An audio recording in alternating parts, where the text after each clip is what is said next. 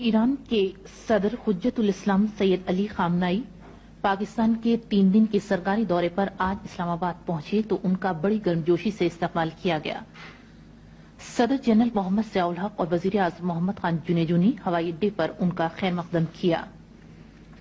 इस मौके पर इस्लामाबाद के हवाई अड्डे को रंगारंग झंडियों, इस्तकबालिया बैनरों और पाकिस्तान और ईरान के कौमी परचमों से सजाया गया था।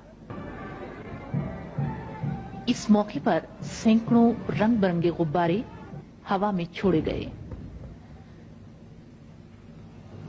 सदर खामनाई खुसूसी ईरानी बोइंग जेट तैयारे से बाहर आए तो उन्हें 21 तोपों की सलामी दी गई। सदर जनरल मोहम्मद ज़ियाउल हक और वजीर आज़म मोहम्मद खान जुनेजो ने सदर खामनाई के साथ गर्मजोशी से हाथ मिलाया। इस मौके पर सदर सैयद अली खामनाई के साथ आए हुए वफ़द के अरकान का सदर ममलकत और वजीर आज़म से तारुफ कराया गया। एक बच्चे ने मोअज़्ज़िज़ मेहमान को गुलदस्ता पेश किया।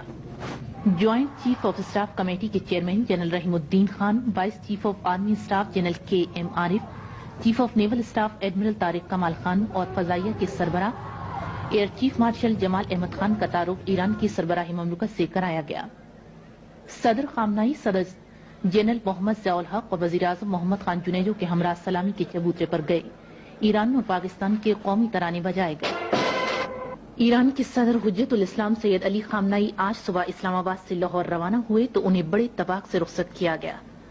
स्टेट गेस्ट हाउस से हवाई अड्डे तक 4 मील लंबे रास्ते को दोनों जानिब हजारों की तादाद में लोग ईरान के सदर को अलविदा कहने के लिए जमा थे। सदर खामनाई ने लोगों के नारों का हाथ हिला हिलाकर जवाब दिया।